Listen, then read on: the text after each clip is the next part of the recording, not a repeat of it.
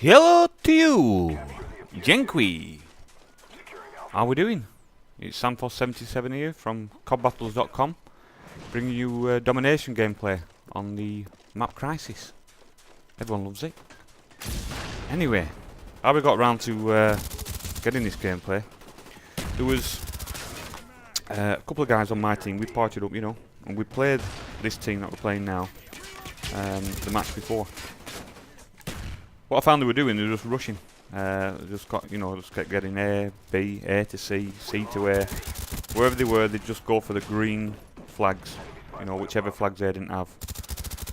So I was talking in the lobby to a couple of friends that I'm playing with here. And I said, right, what I'll do is we'll try and get the two flags. You know, we'll try and get our spawn flag and then B flag. And what I'll do is I'm going to go into their spawn. And I'm going to try and take their flags as they're flanking us and taking ours, so you know, a bit of a countermeasure, if you will. Anyway, it worked quite well. I don't like rushing. I'm not really a good rusher. I'd rather cap 2 flags, defend 10, than cap 10, defend 2. You know what I mean? I mean, as you can see here, I've captured 5 already. We're losing 46 to 25. I've captured 5, defended 1, which for me it should be captured 2, defended 5. Anyway, it didn't work like that, so that's what I was doing. Now, if you're ever going to do that, just a little tip, some of you probably already know it, a little tip from me is, let's just say on this map, for example, here now, we started off at A, so we get A, we grab B, then I run round to C. I don't bother trying to grab C, I'm just running around, hanging on. The sort of team that we're playing against here, I know that eventually they're then going to run and try and capture our A flag. As soon as it says to me losing A, then I will then jump on C. Now the reason for that is, on the opposite team, the shout out to them will be that they are capturing A. It will not tell them I'm capturing C, because it can only say one thing at a time. That's just the way the game is. It can't say capturing A, losing C. So I wait until they start capturing, and then I'll capture. And it just gives me the extra few seconds before they realise that they're losing a position. Now there is a way around it. The flags flash, like this one here, it's flashing. So I can see there's a couple of guys on there, so then I take them out. I mean, there's another example in a minute where it doesn't say anything at all. I start running away, coming up now where I kill this guy, and I start running up this hill.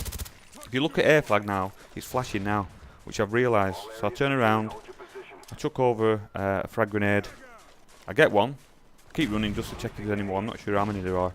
Anyway, there's one more there.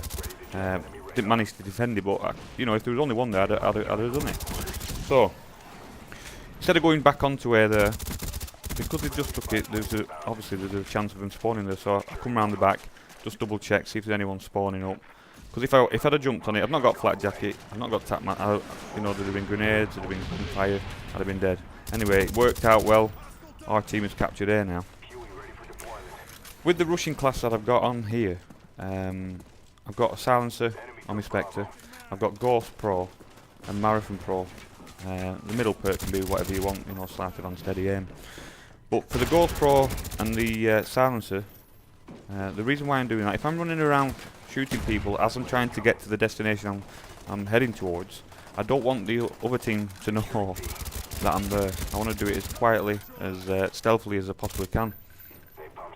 I've got 10 slots. That's why I have a rushing class. Even though I don't normally rush, I've got 10 slots available to me. So I put a rushing class on just for games like this, which I may do, I don't know, one out of 10 games I might have a rush, you know what I mean?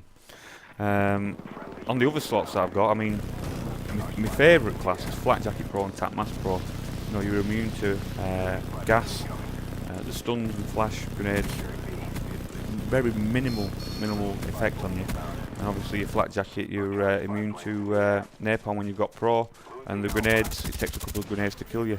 I've got one similar with a silencer on and smoke grenade. Still got the Flat Jacket and the Tap Mask, but you know, for maps like Hazard where it's long straight, you get a lot of snipers, so I've got that as well. Another good one, I don't know if any of you have tried it, but if you haven't, try it. Especially for something like Team Deathmatch, for example.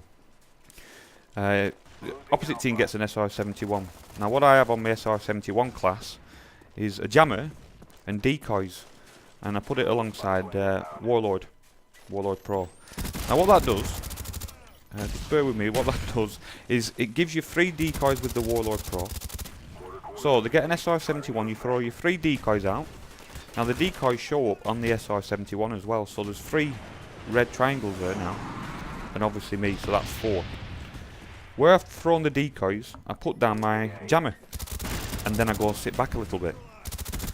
As they come and investigate the 3 red triangles on their minimap, the jammer then takes effect, it jams the minimap, and then I go, and hopefully, I go and kill them. The SR71 doesn't last a long time, the jammer's there forever. I'll stick a flak jacket on with it just in case you start chucking grenades, because you can see all these red triangles. But it works quite well. Just, you know, have a go at it, have a try at it, see what you think. Another good class, a building taker class. You know, like the map Villa, where you got B Domination, and you've got that building where the window is, you get loads of people in there. So I stick a ghost class on there, and I have Warlord on, but I've also got a silencer and extended mags with another jammer. Flank round, I put the jammer down in the building that they're in. I can then run upstairs, and whether there's 2 or 3 of them, because I've got extended mags, I can take all 3 of them out. But the reason for the ghost and the silencer is if, as I'm on my way around there, I don't want them to know I'm coming. So that's another good class. You know, if you know people in a building and you're struggling to get them, try that class. So another little tip here is the flanking side of it. It's always good to flank and throw stun grenades. You know, try not to keep it middle of the map. Try and go around. If there's somebody, you can spot them, chuck a stun grenade, flank round the back of them as a stun, because they can't turn around very quickly. You know, and you can take them out from there.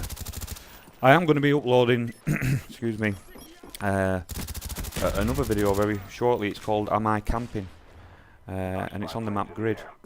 If any of you guys play Domination, you'll know where A and B is. You can stand at the corner of a building, and you can watch A, you can watch B.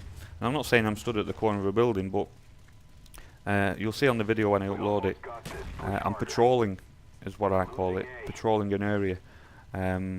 Where I defend quite a few flags. But yeah, I'm going to be uploading that in a minute. So hopefully that should be on pretty much straight after this one. So, I mean, the game's coming up to an end now, but, you know, if you can take anything from it, just try the ghost class, try the silencer. Ideally, don't go on triple cap, keep 2 flags, make a line, don't let them pass that line.